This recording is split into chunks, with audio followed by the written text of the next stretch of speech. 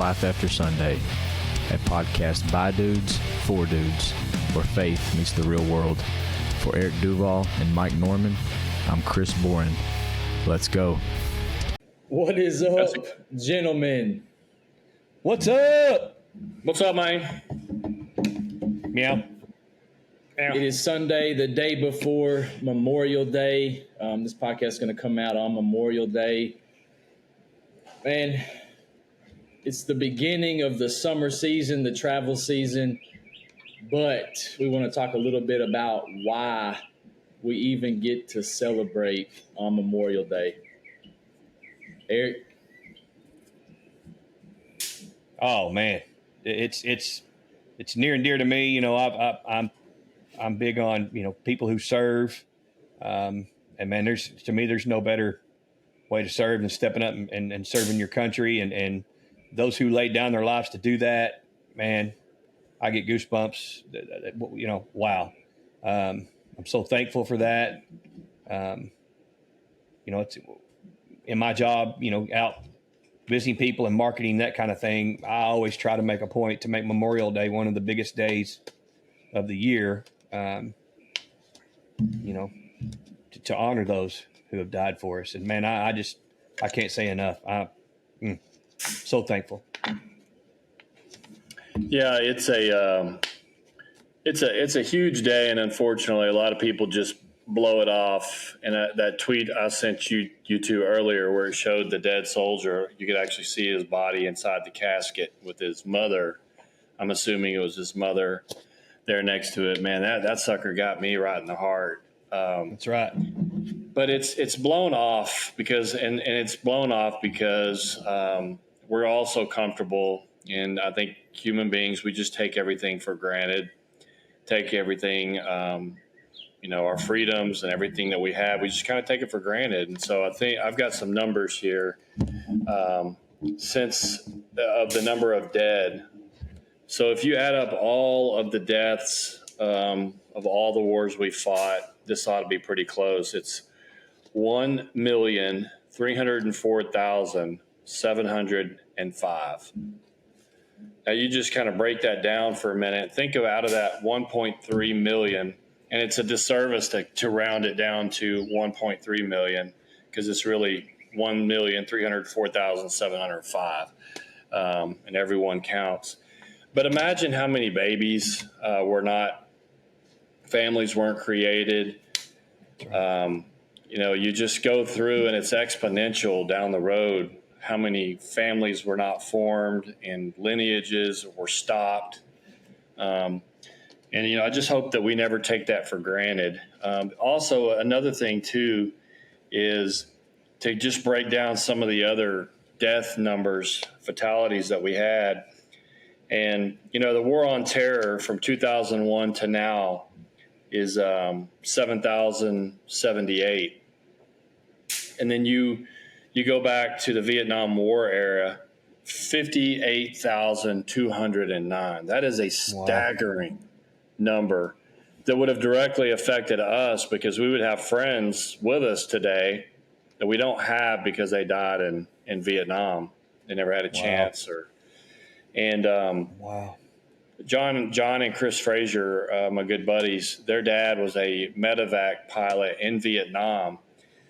And when we spent those summers in Atkins, bored out of our mind, we found his, he also was a big photographer. I mean, he had all the high-end stuff, and he took photos of his journey through Vietnam. And as a little kid, one of the images stuck in my head that like if we saw that today, people would be appalled. But after a battle, there had been so many Americans killed that they had a giant net. They had to remove them off this forward operating base. And this helicopter, when it took off, it lifted up this big pouch below the helicopter, and it was filled with American dead. And that was from one battle. And today, when you go through a Desert Storm the first time and you lose 258 people, which is still tragic in and of itself, but as far as war numbers, that's unheard of and probably will never happen again. I don't know that the American people are really prepared for if, we go to China and have a giant war with them, or one aircraft carrier's got 5,000 people. But getting back to Memorial Day, I think those numbers that you can't even really put your mind around them.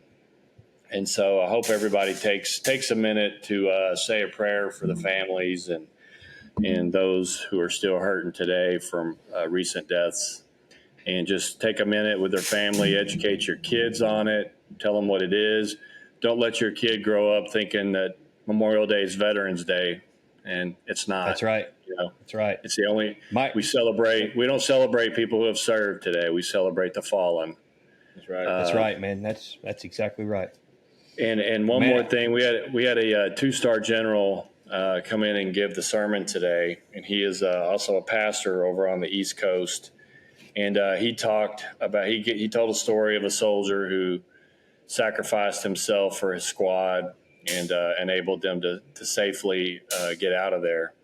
And then he went to Jesus, talking about Jesus laying down his life for us. Is a really, really good, really good connection. Trying to tell us about it. And he just kept hitting on the John 15:13, greater love hath no man than this, that a man lay down his life for his friends. And that That's just hits it on the head. He really harped on that today. And so let us not forget about that. That's a big deal. And take a moment of silence tomorrow. That's right, dude. And, I heard a quote. I'm let y'all listen to it earlier from Ronald Reagan. He gave a Memorial Day speech, and he talked about a particular soldier that had a quote, but I would venture to say, I'm going to read it, but I would venture to say that most or all of those people that you just talked about and those numbers probably thought the same way or close to it. And man, it hit me hard. There was a soldier in World War I. His name was Martin Treptow. Apparently he was a barber from a small town. He signed up and went to World War I with the Rainbow Division. And he was killed in action, and they found a diary on his body. And in the flyleaf of the diary, there was a quote or a pledge. He had wrote a pledge out, and it said, America must win this war. Therefore, I will work, I will save, I will sacrifice, I will endure. I will fight cheerfully and do my utmost as if the issue of the whole struggle depends on me alone. Dude, that's just it. You talked about the greater love. There's no greater love than that right there, dude. That is, wow. As if the whole struggle depends on me alone. Incredible, man. Yeah. The mindset of those guys back then was just unmatched. I don't want to get off on this, but it'd be probably hard to find. I'm sure there are some young men out there like that now, but just the mindset those guys were in, the willingness to go fight and to lay down their life for their country, for other families, for this way of life that we live, for our freedom is just, it's unmatched. That's all. There really ain't no words. Well, I think we do have that today, and that's illustrated by the 7,000. But I think what you're saying is, if we ever had to have a call up of millions and millions of people, that I think the mindset of people today it's nothing close to that greatest generation. As exactly a mass, yeah, that's what I thought. It was as a mass population. They were just incredible. They didn't hesitate. And look at even the Civil War. You look at those numbers. They're absolutely just, you can't even wrap your mind around it. And that's brother against brother, family members, and all to right a wrong within this country. And the price is the highest of any war we've had. And I think that's a testament to the country, one that gets lost in today's news, that our greatest loss of life, over 1 million people died to correct the wrong that was in this country, known as slavery.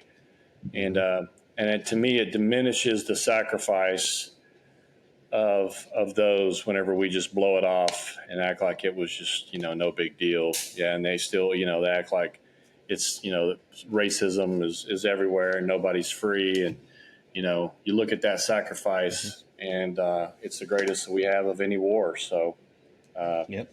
amazing people. Yep. Chris, to your point, I feel like I think it's still there. I feel like it's there. But the kids, the young people that would get called up or that would step up and say, "I'll go," they're not being led. Yeah, that's true. We talked about Ronald Reagan just a minute ago. He's a hero of mine, a hero of Mike's from when we were younger. I mean, you listen to that speech, and I recommend anybody who's listening to go look it up. Ronald Reagan's Memorial Day speech, and you'll leave speechless and with tears in your eyes. But anyway, where is that now? Where is that leader to get out front and call us to battle, call us to arms, call us to stand? It's not happening at home. It's not happening from our government leadership. It's just we're not being led. So I feel like if we had somebody like that in a different kind of culture, I think we would stand. So, well, on a piece of good news, on a piece of good information, is out of this entire globe, there is but one country that is an all volunteer army or all voluntary military. And if that doesn't say something about the country you live in, then nothing else does. You have people willing. Think about this: those 7,000 that died in the war on terror, those were all volunteers. Where like in Vietnam, the 58,000, a lot of those were conscripts as part of the draft. And not to diminish that, there were plenty of volunteers as well, people who re-up their tours. But the number, that 7,000, is 100% volunteer. And that just really, there's not a country in the world. You look at Russia, they're grabbing people and just send them into the meat grinder in Ukraine. And the lack of care for life in so many other countries is just hard to fathom. And here we are in this country and we do it voluntarily. That just, to me, that just says it all. And hopefully it'll always be that way. But at the end of the day, those were all volunteers. Just kind of hard to believe there's not another place on this earth people would feel motivated enough to go volunteer and do it on their own. It truly is incredible. And to iterate your point, Mike, what you said earlier, before we get off this, be sure tomorrow or today, whenever you listen to this, Memorial Day, even if you didn't do it on Memorial Day, whenever you listen to this, take a second to remember the ones that lost their lives defending your freedom. And don't let it get lost. Tell your kids what that day is, why you can cook out, why you're going to the pool, why you're going to the creek, why we're able to do all the fun things we can do this summer, because someone laid their life down for that freedom. And moving on into our main topic today, emergency disaster planning preparation. We wanted to hit this hard today, probably take up most of the episode. And Mike, why don't you've lived it, you've lived through some of these disasters, some of these things, especially natural disasters in Houston, hurricanes, and, take us through, some of your personal experiences with that, and we'll get into why we should be prepared. Living in the 25 years that I was down there, I've been through Tropical Storm Alicia that flooded everything that we had. I was actually working the night that it happened, and it flooded. I think we got 15 inches of rain on the first round, and we got 9 inches of rain on the second. Just a complete disaster. But you go through them. So you got Hurricane Ike, which knocked out power for 17 days to me, no water. Rita, Harvey, and I'm missing a few in between. But I think the number one thing that I learned there was, especially in Ike with no power for 17 days, was how quickly society kind of erupts into a complete mess the second you lose electricity for any extended period of time. And it was eye-opening. People behaved differently than they do when everything's okay. The craziness was everywhere. And any store you wanted, you couldn't find anything. You could find no gasoline. And probably the number one thing that I learned was having cash on hand, because we're all cashless society pretty much now.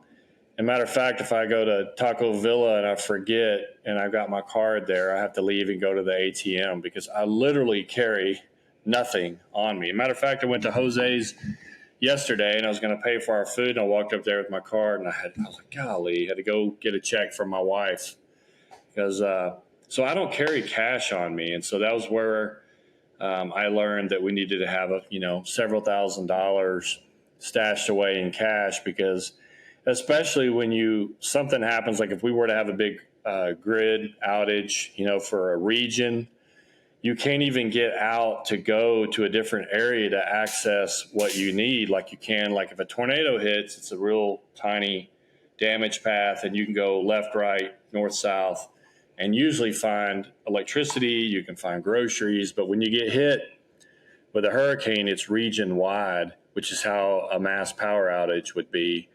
And you cannot get anything. And so we've learned from COVID, which all of us went through, and I learned a lot from that. So we can get into the details of it. By no means am I an expert on preparedness. You can go to any website on the face of the earth and find a list that could fill up an entire book of everything you need to buy. And so based on my experience, one of probably the best piece of advice I would give is cash is, if you don't do anything, you listen to nothing we do, stash some cash so that you can at least, in the limited commerce that occurs in a disaster, that you can at least get some goods and services that you otherwise just would be left without. But during like, so we had a generator when I lost power. So I had a 5,500 watt generator, and I had a window unit.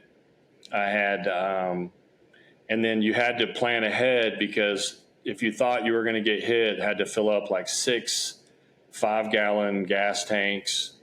You could fill up the generator. It would last 8 hours, so you could get through sleep, wake up, refill it.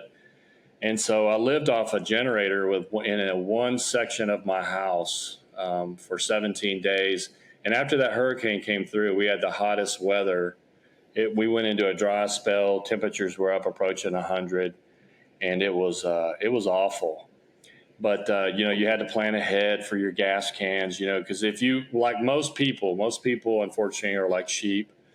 And so even people who had generators, once they realized it was time to get generator gas, well, so did the entire population of the Houston area, and you couldn't get gas. So you got to be 1 to 2 days ahead of the mass population. Like when they make their run on toilet paper, you have to be a day ahead of it, or 2 days ahead of it. Like sending out my family, because I always had to work during these disasters, at least until the very end when I was in an admin spot, but I always had to work. And so I would have to make the decision to send the family out of the region, with the hurricane coming. And I would always have to beat all the sheep, because then if she got stuck on the road, like you've probably all heard about the evacuations out of Houston where people were stuck on the road for 15 hours, 20 hours. They were having to bring National Guard gas trucks to fill up cars. Just a complete disaster. Can you imagine your family being stuck in that? And you can't get out of it. You can't turn around. You can't go forward, backwards. It's hot.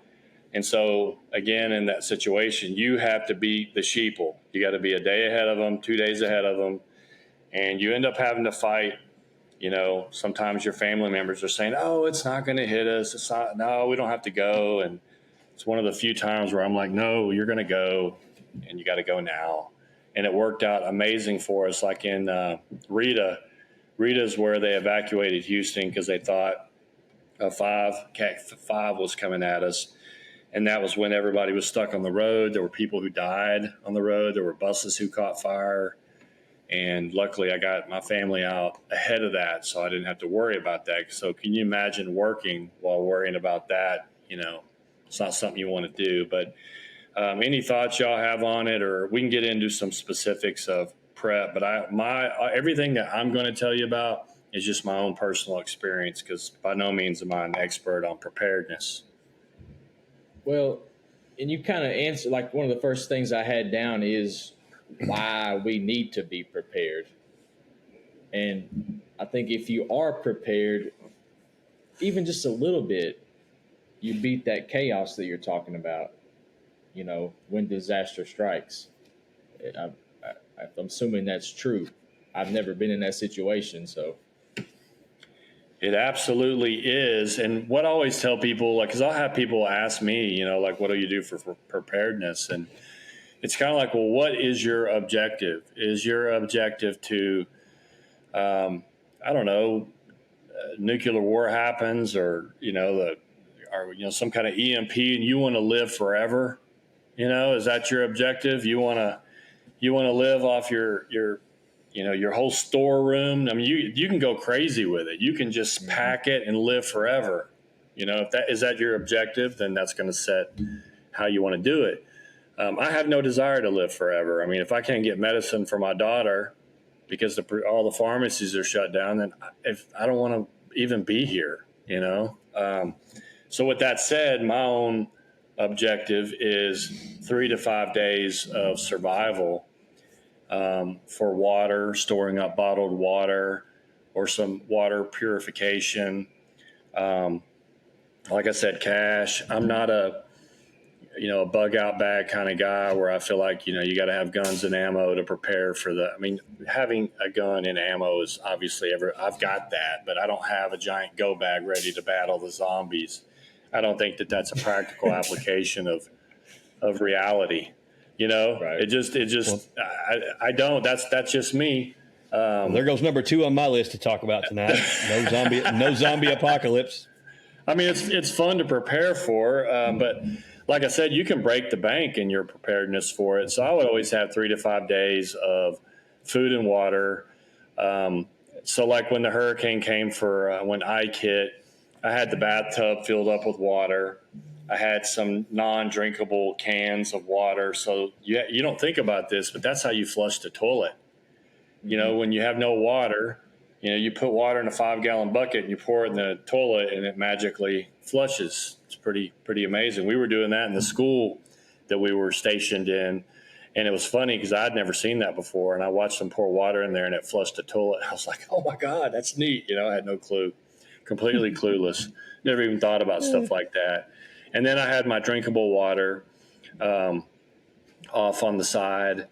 And I was eating out of cans. I would just eat green beans, SpaghettiOs, because at that point you could care less about eating good, So I was just eating to sustain myself. After that, I basically just ordered a box of MREs. It's got enough MREs to get my family by. Those are like what the military eats in the field. They're actually pretty good. They come with a little candy bar, a little thing of Tabasco, salt and pepper. It comes with coffee. It actually has a warmer. Almost any of these you buy off the internet, you pour water into it and it causes a chemical reaction that heats up your food. And you've never loved warm food more than when you've had no power. So to actually eat a hot meal does a lot for your psyche. And even during the freeze, I forgot about that. We've had so many disasters in Houston where we had no power during the freeze, and we were trying to stay warm. I think my living room was at 51 degrees, and that was next to a fireplace that was gas powered, really just for looks, but it made enough heat.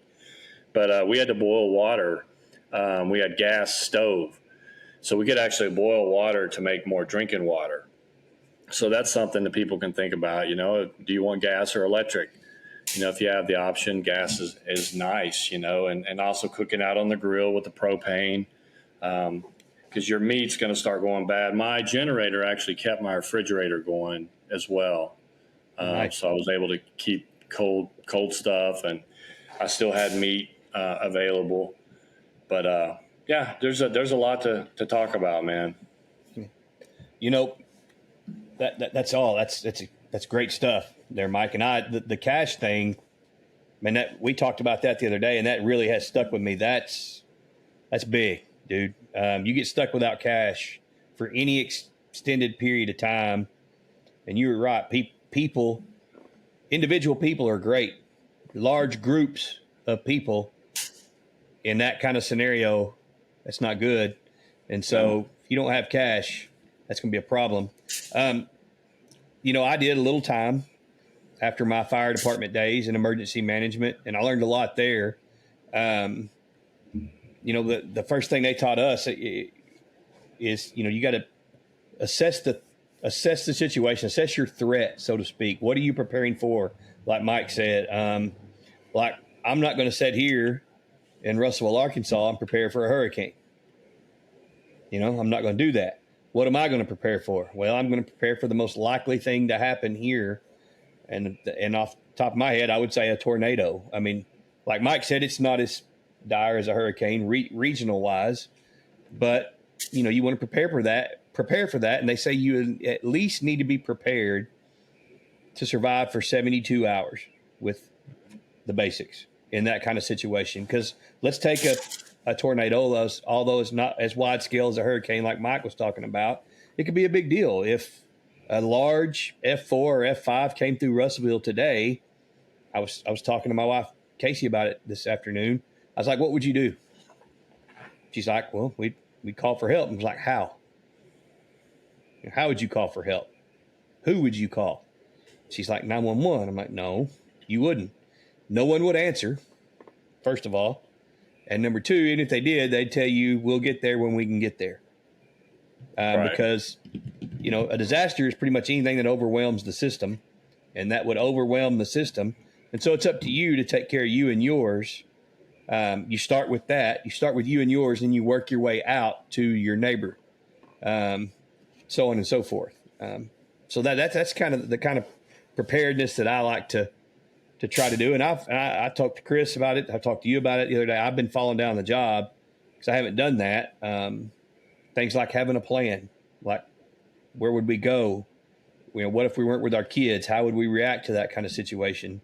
Because cell phones aren't going to work. Exactly. You're going to go to a Razorback game and see what happens. And just that alone. And then when everybody freaks out, they all get on the network. And the fact is, a lot of the cell phone towers only have a limited amount of gas set into those generators, and they don't last long at all. And communication was absolutely awful during those events. And again, it was so easy because the family wasn't there. So all I had to do is take care of me. But in these situations we're talking about, that's not going to be the case where, like if you're preparing for a tornado, then you probably need to have a chainsaw if you got trees around your house, or you want to help your neighbor, because the roads are going to be blocked leading into your house. A chainsaw is something you think about. So it definitely is mission-based. And the nuclear plant, I mean, heaven forbid, that's something you might want to have a bag ready to go for, because when you in the off chance that happens, you're going to be scrambling around the house like crazy trying to figure out what to do and get out of the house. So and then a it's bag too late. might be appropriate. Yeah. It's too late to be doing that stuff at that point. Yes. I remember after, I lived through both the 2011 and 2014 Valonia tornadoes. Thank God it missed my house both times, but I was surrounded by the aftermath. I was actually on duty at the fire department in 2014 and got sent to Mayflower. That's another cool story, but I know in 2014, it was like 8 or 9 hours before I could find any sort of contact with my family. And I thought that was the end of the world. Not being able to talk to find out how Abby Grace was and for that long amount of period of time. there was no communication. It was gone. Let's take it a step further. In the event of, like, say around here we have a EMP event. Then how would you start preparing? Then you would have to have a plan. Because I think, but before that chaos happens, if you were a step ahead, you would avoid a lot of chaos. That's your only hope in that situation. Yeah. So I think I always try to base everything that I do on the practical or probability of something happening. And the probability of something happening for the electrical grid going down is probably the most likely regional event that could occur here, in my opinion.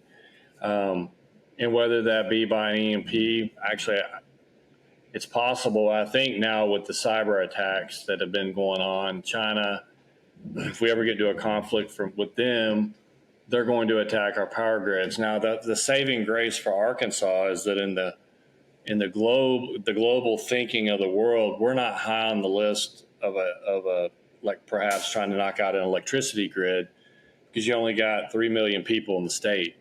You hit the grid in Houston, that's 4.5 to 6 million people. If you hit regionally, that you can immediately impact and make into to get the effect that you want. So we have, being in Arkansas, we're kind of shielded as the little guy in the back, where the population centers are where they're going to hit first. But anything can happen. I mean, in that ice storm we had, this is where I learned about electricity.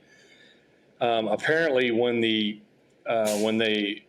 amount of a power available began to drop because of all these power units going offline, if the demand is more than starts getting really close to where the amount of power that's available, it can actually, I think they said we were 45 or like, I don't know, it's 45 seconds or 2 minutes away from a brownout.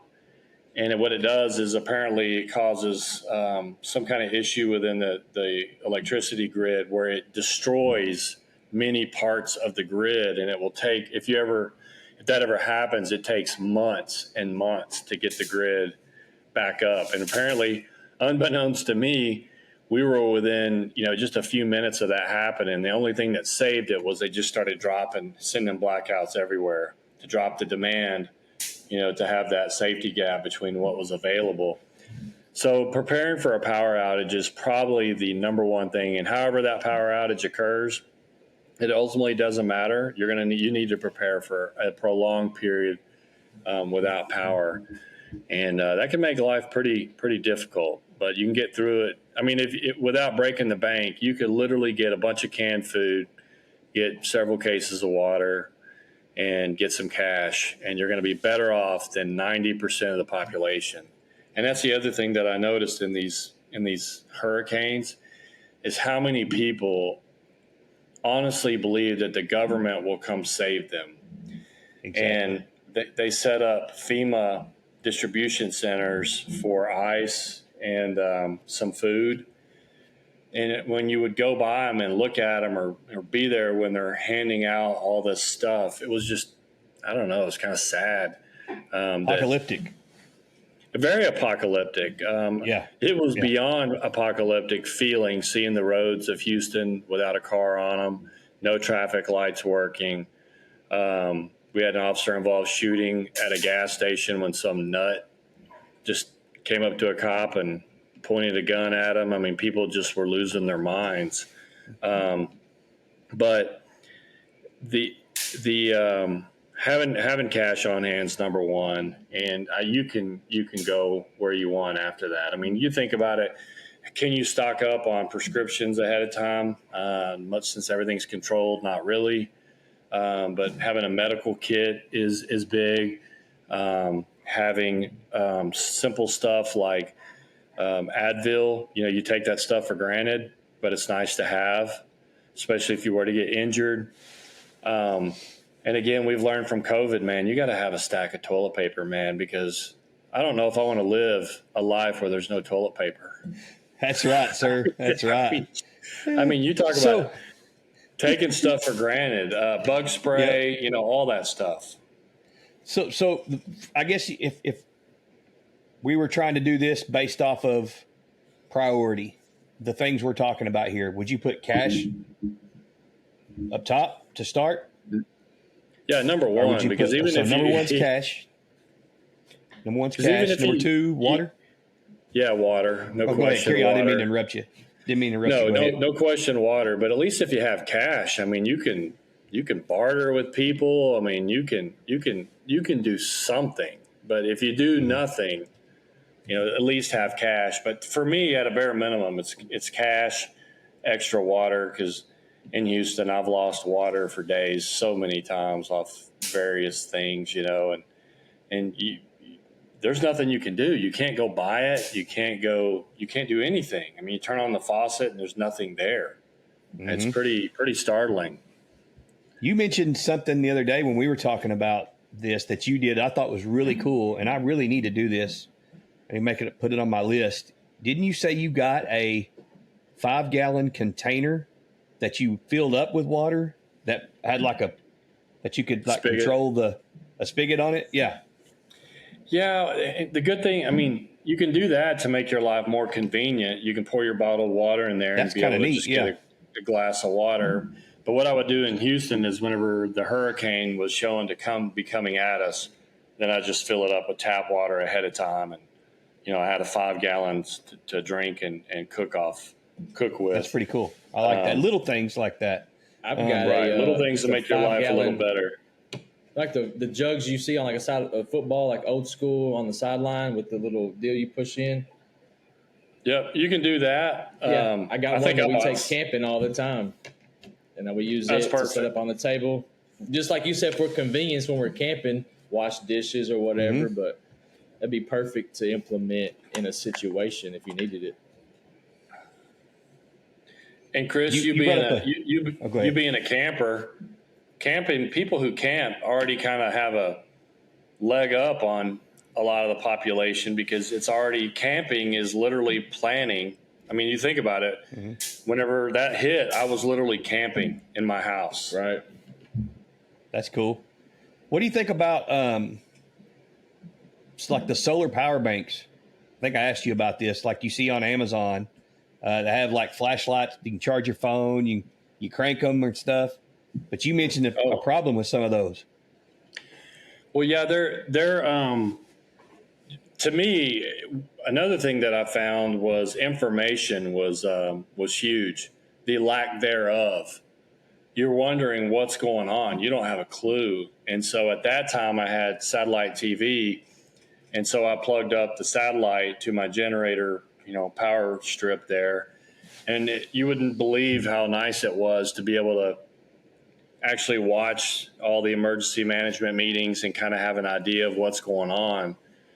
So information is huge. So an AM, FM radio, and I did a quick search for them the other day, and they were all Chinese made. And I'm like, well, that's obviously going to be a problem. I'm not going to be buying a Chinese made radio, but an AM, FM radio would be huge. You would be amazed in how much that would uplift your spirits to be able to know what's going on, especially because we have some local radio stations. I don't know if they have emergency plans in place to be able to broadcast in these situations, but that would be huge. And then anything that's solar that can charge your phone, even if your phone doesn't work, it still has a lot of other things it can do. It can photograph the damage to your home, or you can go through the list of things you could possibly do. So that would be big. And man, wouldn't Starlink be awesome in a power outage? Yeah. I Are mean, there any apps you can get for like offline any sort of information? I mean, that like if you were without cell service, or I mean, I guess not. I guess you would have to have, like you said, Starlink. Yeah, you'd have to have some sort of internet, and the whole world's operating off the internet now. So that's where Starlink would come in handy, because if you had it, and Starlink doesn't require much power. So if you did have a generator, you could fire up your Starlink and you would have internet. I will say, a lot of people, try to decide, is it worth having a whole house generator? because that is a pretty massive expense. But man, my neighbor had it in Ike, and I'm driving through my neighborhood coming home, and it's pitch black. There's nothing to see. And I round the corner, and my neighbor's house is lit up like a city on a hill, like it's heaven, And he's out there cooking. I can smell meat coming from his house. He actually let me sleep upstairs one night. He told me to come over and sleep in the air conditioning. And I will say, boy, that made me come over. Yes. And, and he's from Canada. He's a real country dude. And he had chainsaws. He's over there working in my yard. Never even operated a chainsaw, man. And I was like, all right, this is how you do it, man. When you've got your own electricity, because his was powered by gas, so the gas was still operating. Here it'd probably be, probably the best option would be to have a giant propane tank filled up to run it you'd at least have some comfort for a little while. Boy, in the scenario, the doomsday EMP scenario that Chris was talking about, I'd be afraid to be that guy in a big place like that. You'd be targeted, and the masses would come for you to try to get what you have. Go ahead, Chris. I was just going to say, we talk about like a power grid or cell towers going down. Say I'm 3 counties over working. My wife's at her work. My daughter's at school. At what point, with lack of power, lack of communication, how long do you let that ride before you activate a plan that you have in place? Great question. Well, that's one of those where you have a pre-planned. That's where talking with your family comes in handy, because you would almost kind of like, I don't know, kind of like the military. You'd have a rally point, which is probably going to be your house, where if everything hits the fan. What point do you activate that plan? How long? Like 2 hours, 5 hours, 1 hour? That's where I'm getting at. Right. If you have the plan, you have a rally point, but how long do you let it ride? If there's no power, no cell, no nothing, how long do you let that ride before it's activate the plan? It's individual, obviously, but for me personally, I think you would kind of know very quickly, is this a blackout where, they're just dropping off parts of the grid to save energy, or has some major incident occurred? Have we begun fighting with the Chinese in the Pacific, and all of a sudden electrical grids are going down everywhere? So based upon your situational awareness, if you knew something like that, like if we're fighting China in the Pacific and we're all over here comfortable in our houses and the power goes out, I'm going to act it, it's going to happen a lot faster. If nothing's going on in the world and it just goes down for a minute, won't even think twice of it.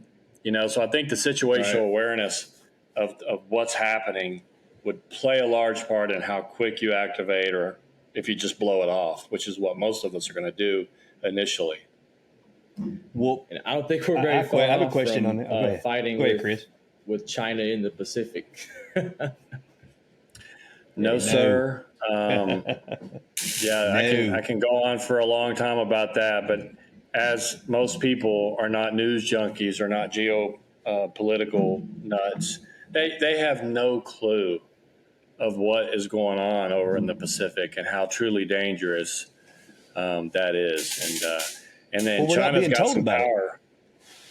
Well, because the news, you have to seek this stuff out, because the news is just like watching a reality show TV. I mean, the other day when China surrounded Taiwan, and that was a really big deal. They're basically practicing a naval blockade. And I turned on Fox News, and it was P. Diddy. Something I couldn't even. It was just P. I was Diddy. talking to you. Yeah. Yeah. Reality show, just garbage, man. It was just Stormy Daniels and Trump trial, and P. Diddy were the first two things we heard when we turned on to look for that. That's what we got. Yeah, and then I had to go to World, and then I found the article in the World section. So, and then Russia has launched what the United States is thinks like probably 6 different space weapons that are trailing some of our satellites. And if you read the doctrine of the Chinese and the Russians, one of the first things they're going to do is to attack our satellite communications and to take out our satellites. And if you don't think that'll have a direct impact on your day-to-day life, you're crazy. Because my question on Chris's question about, is it 1 hour, 4 hours? When do you feel like you need to put your plan in motion? You were talking about situational awareness. So let's just say we snap our fingers and tomorrow China and Russia start pulling some stuff. I know you probably can't give a firm answer here, but I mean, are we going to have a little time? Let's just say the power goes down, that they attack our power grids and our power goes down. Do you think we'll have a little time with cell coverage to be able to reach out to our families and activate our plan? I mean, I think if you're following just somewhat close, I don't believe it'll be a surprise attack to our infrastructure, because that's the new way to attack, is to hit. Think about it. We've had cyber attacks that have dropped grids up in the Northeast. I think the British military just had a cyber attack on all of their administration and personnel servers where they couldn't pay their soldiers for a period of time. Those are just little hints of what's coming. Mm-hmm. And so I think if you're following world events, you would have a clue that you kind of need to pay attention and be aware for something happening. I don't think it will just come as a lightning strike out of nowhere without some sort of events kind of leading us up to that. Of course, it's not without possibility, but yeah. But if it does happen, like it does go down, the power goes down, mm-hmm. and will we still have a limited, because you said the cell towers have gas. So would we still have a little time to communicate with our family, with our phones? To say, hey, we need to go. Maybe we need to go to our place. Yeah, I mean, you might be able to do text. We found in everything that we went through, we were able to text much, much longer. You couldn't make a phone call, but you could still send out text. So that have enough power to do that. In theory, you can, and I just keep coming back to the Arkansas folks have it just so much better off, because mm-hmm. when 6 million people decide to do something at once, everything's destroyed. Where here you're going to have a lot, like especially Polk County, 65,000 people. Mm-hmm. You're going to have longer than you would before the networks get destroyed with people just overwhelming them. But it doesn't take much. I mean, how many of you have, I don't know, maybe at Pickle Fest, did you have problems making phone calls? I mean, it don't take many people being in one place, or if you're mm-hmm. at a concert, y'all have tried using them at concerts, mm-hmm. right? It's a disaster. You can't even get a phone call out, but you can text. Casey and I both have FirstNet. Do you think that would be helpful? In reality, would it be really helpful, or would it be just kind of is that just window dressing? It's helpful, but I tend to think it's window dressing. I've got friends who've had FirstNet, and they're first responders. You would think that they're supposed to get first access to the network, and I don't know. I hadn't seen a whole lot of really great things about it. We had FirstNet in our station, and AT&T didn't even work in the station, but everybody else did. But I don't know. But I would just stay situationally aware and have at least some sort of prep done. I mean, Eric, are you a go bag guy where you're going to have guns and ammo ready to roll, man? You're going to be ready to fight the zombies, or is that not your thing?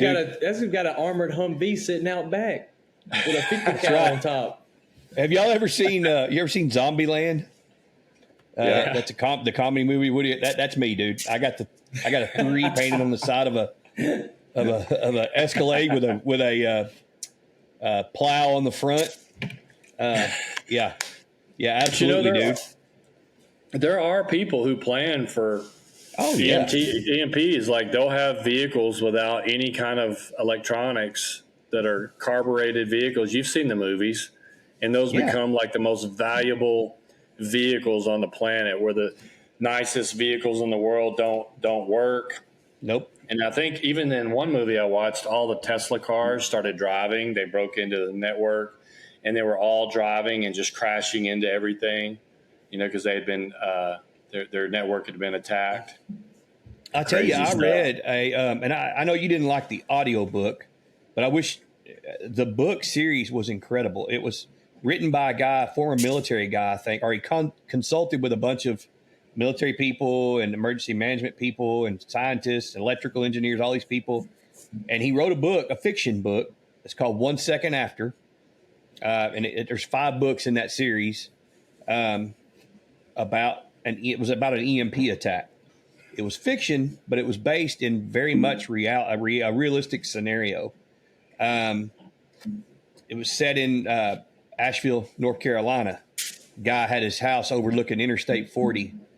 And when it happened, he was talking about looking down on Interstate 40 and everything's just stopped. And nothing worked. Anything older than or newer than, I can't remember what the year was, any vehicle newer than a certain year is absolutely worthless. It's a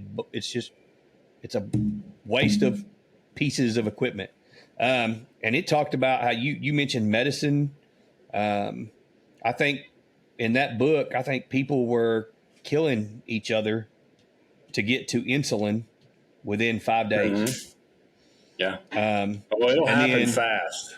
Yeah. I mean, the chaos. Yeah. So that brings me to a question me and Chris talked about.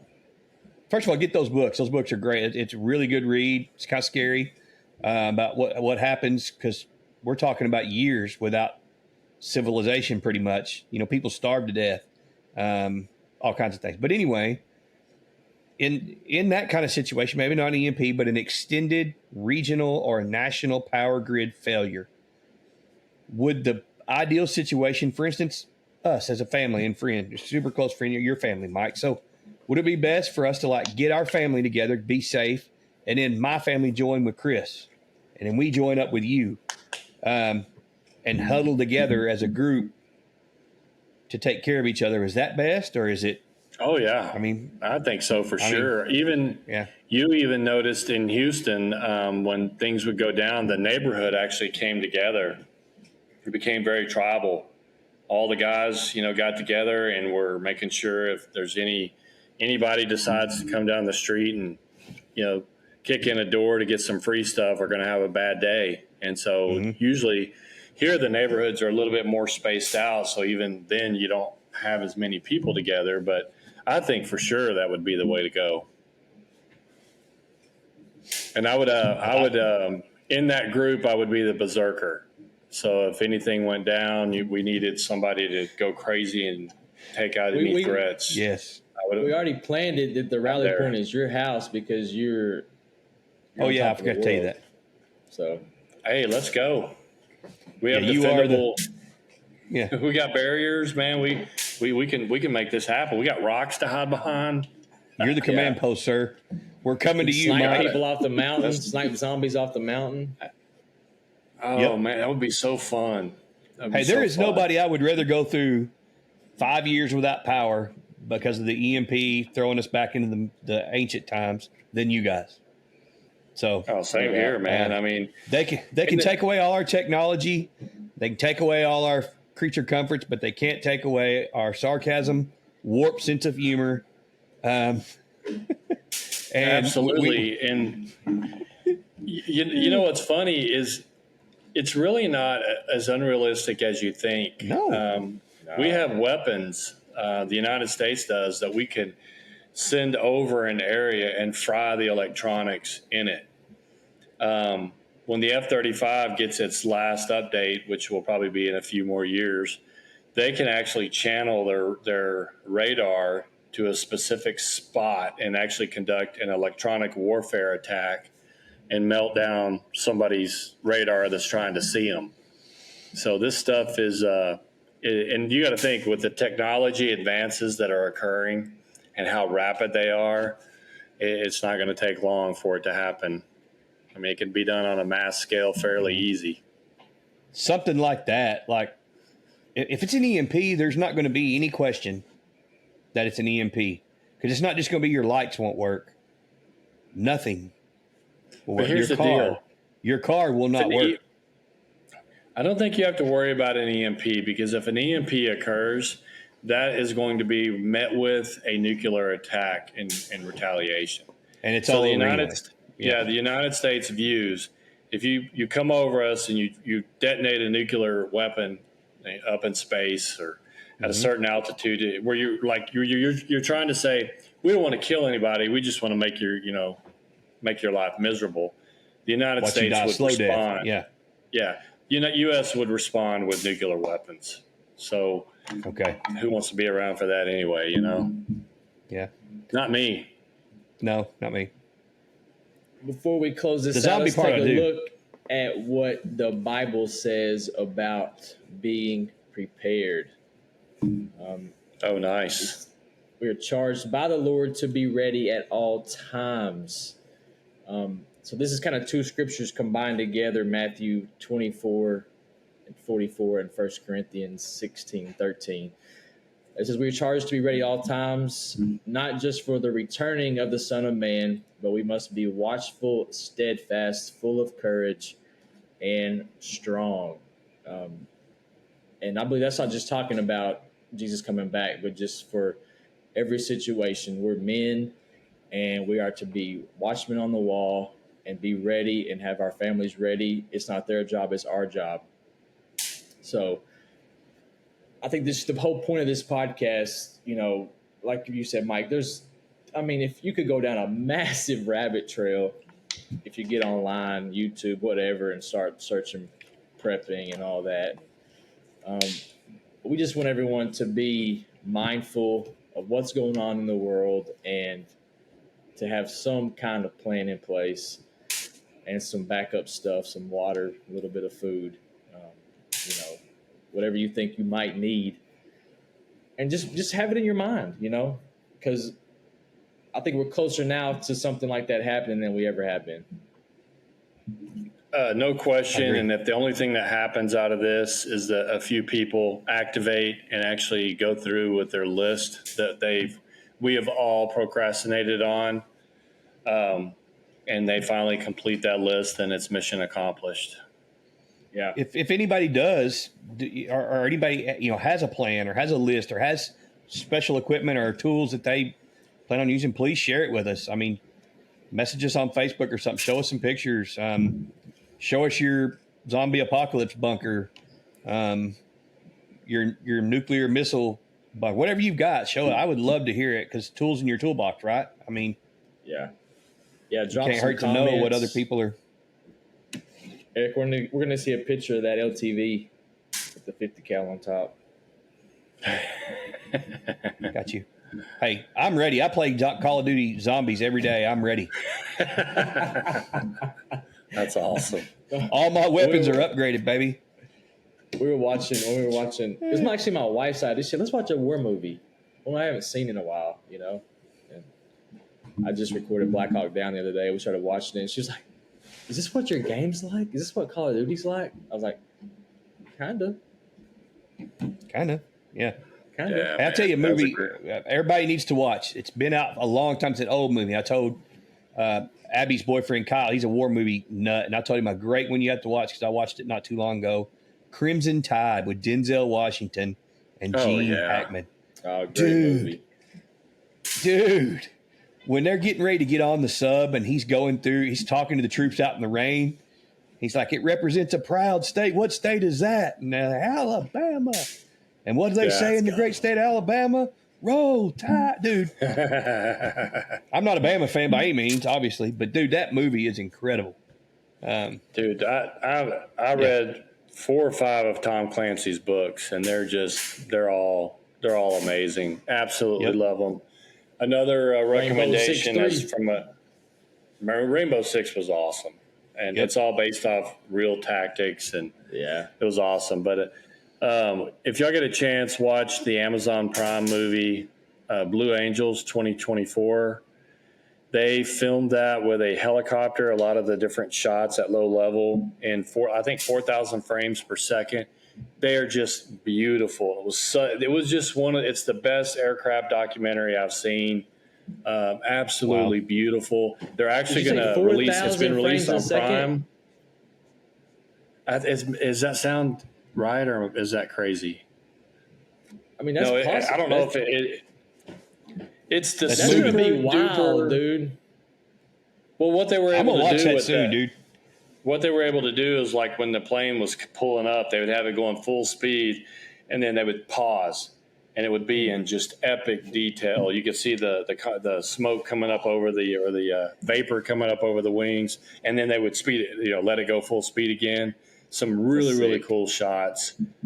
Can't wait to put that on my sound system on my big TV.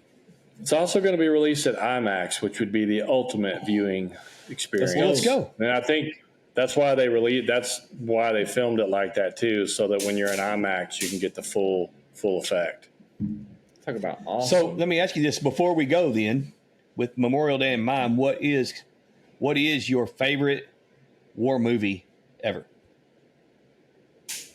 Oh, you're going to go first. It's going to take me a second. Go ahead, Chris. You go first. You go first, Eric. All right. No, this is easy. It's not a movie. It's one big movie. It's 10 parts. Band of Brothers. End of story. Yeah, Band of Brothers probably for me too. Yeah. Where the little old men are talking before it about what you're about to watch. Oh, yeah. Then you got Saving Private Ryan, and then somewhere between there, Masters of the Air on Apple. Yep. Yeah, Masters of the Air Pacific. is amazing. The Pacific. You can't forget about that, dude. That was just unreal, man. Did you see the Pacific, Mike? No, dude. I don't know if it's because of my job and seeing so many dead people. I just don't like watching a lot of stuff with blood and guts. And yes, I know I named Saving Private Ryan, but I saw that way back in the day. In my current state, and even when I tried watching the Pacific before, it was just too much blood and guts for me. Dude, those guys that fought in the Pacific Theater, man. That was nasty. Dude, when they finally made it to like Okinawa, the gross, the nastiness and just mud and filth and grossness was just, and what they were having to do, I mean, you kind of get a sense of why we dropped the bomb. Right, absolutely. Because if we would not have dropped it, dude, what did they say? Like 1.5 million Americans would have died trying to take the mainland of Japan. Yeah, would have been bad. Anyway, yeah. So, what's your favorite war movie,